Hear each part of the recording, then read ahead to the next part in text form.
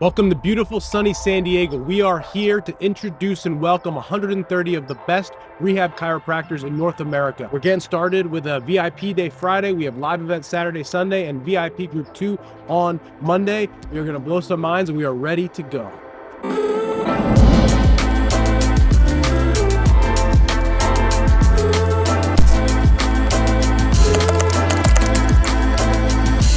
All right, I want to show you guys around where we're going to be hosting this weekend. Remember, when we started this, we were hoping to get 20 people here. Now we have 130. We're taking over the hotel. Let me show you.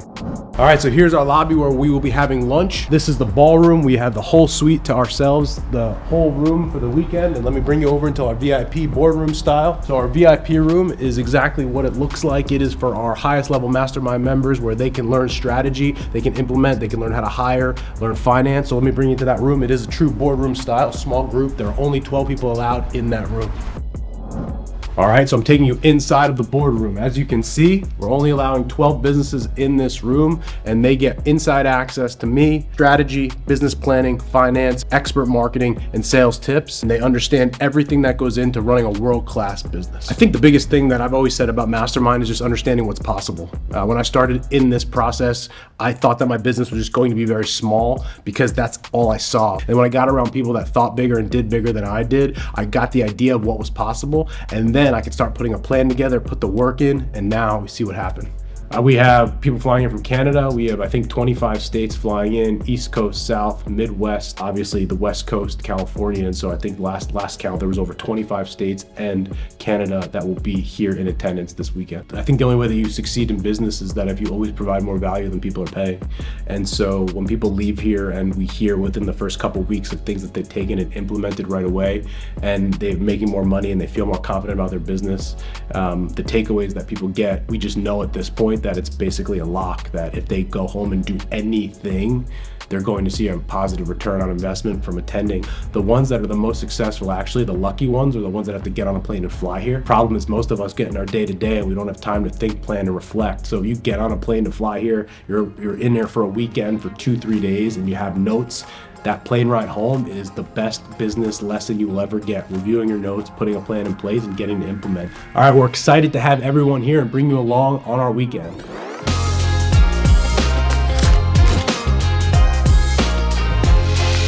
All right, cool. Before we even get started, we want you guys to be able to share. The point of this is that we can share what we want to share openly. So whether it's finances, whether it's personal, all of that, if we want to use anything that you guys say, I will ask you guys first, so I'm not just gonna post. So I officially, as of January 1, we named Ashton and Kaylee managing partners of Strive. So essentially what that means, I'm happy to talk through all of the details. It's a good learning process for me, working with the CFO, working with the lawyers, and just understanding what it looks like going forward. I retain 100% ownership of the business, but they are legally what's considered managing partners. Even though I own the business fully, we are all paid the same way, meaning that we all get a base salary. Anything beyond that, anything that they make or I make is just profit, right? So they're treated as, they get paid as owners, just like you guys would. Like, you don't get a salary if your business can suck. And that's where they are at this time. As I started to think about doing this business in 2021, every time I would go to my event, Paul would say, talk about who the biggest risk factor in the business is, right? Or what the biggest risk is. In 2021 and 2022, the number one risk in the business was Ashton. That if he left, I was f***ed because I had to go back in, I had no backup. Once Kaylee came on, the next biggest risk was her, so we had to sit down and negotiate a new contract. Now, at this point, if one of them leaves, I'm fine. The other one will make good money, they'll be okay. 2023 was the first time that business was making enough money and profiting where there was money that I wanted to distribute to them. Literally walking one day and we were negotiating the contract, I literally sent them a voice. I'm like, listen, y'all made like 25 grand of profit this month. I'm just gonna like write you guys checks. Just as a good faith, like we're gonna get this deal done, but we're not ready yet. For me to be able to take that next step away, I needed people to be able to like, who's in charge here? Because I was still in charge. It was still me. Like if things got it was still on me. They were treating patients, they were doing the marketing, they were sales. So that's pretty good. Like that's pretty damn good. If we go back and we think about when I walked in my first day to CEO, it was 2019 in Orlando, in a room just like this. Like I've told you guys, I'm making 22K a month, some number. Everyone else was doing $500,000, 700. We had Paul Jones in there, was doing over $1 million. Nick Hunter doing 850. Kevin was doing 500,000, 600,000. And I walked out of that room and I'll tell you the exact conversation. It was, this business isn't gonna grow if you don't hire people. You need to do two things. You need to hire a marketing assistant and you need to start looking for a chiropractor. So I start the process, I leave there with like one thing to do and do that. Mind you, the business was doing about 25K, 4K profit a month. So when everything's said in there's 4K left in the business. So I start the process in May, before we went back, that was my directive, you gotta figure it out. Well, it just so happens, Hannah and Ashton, within a week of each other start. So I go from making 4K a month to negative 5K a month. That's what they told me to do, so I did it. May of 2019. On my second CEO, I looked around the room and I remember, no offense, I was looking around the room and I was like, what the f? Like, they are not better than me. Like, these f***ing assholes, like, I'm just as smart, whatever, and my business is half the size of theirs. And for the longest time, I tried to like not think about it. What am I doing wrong? I've got this business, I'll figure it out. And I got to the end of 2019, go on a whiteboard and I start projecting the business forward in the current business model. Could not make the numbers work. So I brought Lauren, I'll never forget when Gabriel, I brought her in here. I said, listen, we've got to change something. Like, this isn't gonna work. The business model we have, it's fucking broken. This shit sucks. Only thing I have is to do what they're all doing already, which was to go to the hour, take our prices from 120 to 200. Plans of care will now be increased about $800 to $900. And I think that's what we have to do. Now, Ashton was working at that point. The only problem I have is I got to convince Ashton because he's treating patients now. So I bring Ashton in the room. I said, listen, this is what the business needs to do. I'm not sure how you feel about it. I don't know what you think about it, but I think it's what we need to do. And he goes, you know what? I was meaning to ask you. I keep wondering why we only get to spend 30 minutes with people, because I get the 30 minutes and I feel like I'm just getting started. And that was where the high-level clinical skills, high-level business skills came together. And I was like, all right, we're in. So January 2020 happens. We fucking crush it. Remember, we're making $900, $1,000 more per patient. We didn't get any more new patients. Every new patient that came in was an extra like $1,000. So that first month where we're 4K profit, all of a sudden we go to like 9 or 10K by just doing that, right? So January, crush. February, we crush, right? March, 2 weeks in, crushing. Amazing first quarter. And then the world shuts down.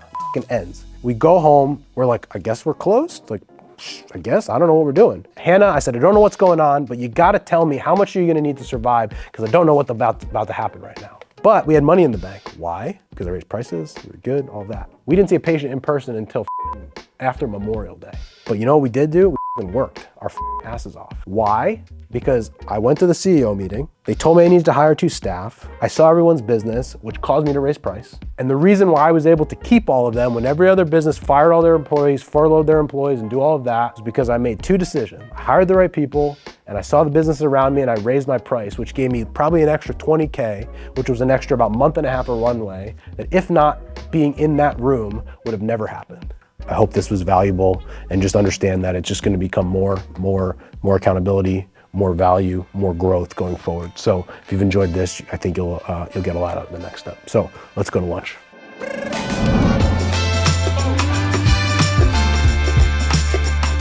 I've been here for 2.5 years. Every time I come out to one of these events, definitely energizing, gets you motivated, it gets you going, and it's awesome to bring back that energy to the office and to my own practice. Biggest takeaway is understanding how to identify the right problem at the right time in your business, so you know the next steps that you need to take in order to get past it and keep growing in the direction that you want to go. All right, we're good? Good response, thanks. All right, so we got a schedule here. We're gonna end right on time as we always will and keep the party moving. Your goal is to basically replace yourself with a lead clinician in 12 months. That's a big task. If you're in the clinic 40 hours treating, if you're getting a 40K, do you think you'll even have a chance to manage them? So, I mean, you know the answer. Are we setting up to fail here? Or like, what are we trying to, like, I guess, where are we going here? Are you bored at this point where you're like easy making money, so you just want to create a problem for yourself? Well, I mean, you don't think anything's hard, except for putting the business in a position to like grow. Part of me legitimately feels like you're literally doing this because you're just excited to f it up. I deal with these like big growth people. Almost every time the answer is the opposite of like the expansive growth. At the end of the day, most times the people that make big money, they just don't fuck it up for the longest. Again, that's why it feels like there's a little bit of a game being played here, because on paper, the plan doesn't work. It doesn't work. It doesn't mean that you can't do it. I mean, what you're asking to do would be challenging in my business, and I'd have to go full-time back in to train someone to actually get on the phone, to have another doc to bring on. I mean, these are all unknowns. These are all risk factors. They're not going to be you. I mean, listen, you're in this room, which is high-level people, and I know you look at people and you're like, what the f? If you think that the person you're gonna get is gonna be like, you're gonna set yourself up for failure, and then you're gonna put pressure on them, and then they're gonna say f you, and now you're back to square one. Getting rich is boring, man. Getting rich is f***ing boring. And like, if you want a thrill, go for a NASCAR ride. Appreciate all you guys, genuinely. I'm excited for the weekend. If you guys need anything, have any questions, we're here for you. Good job, guys. Thank you. Thank you.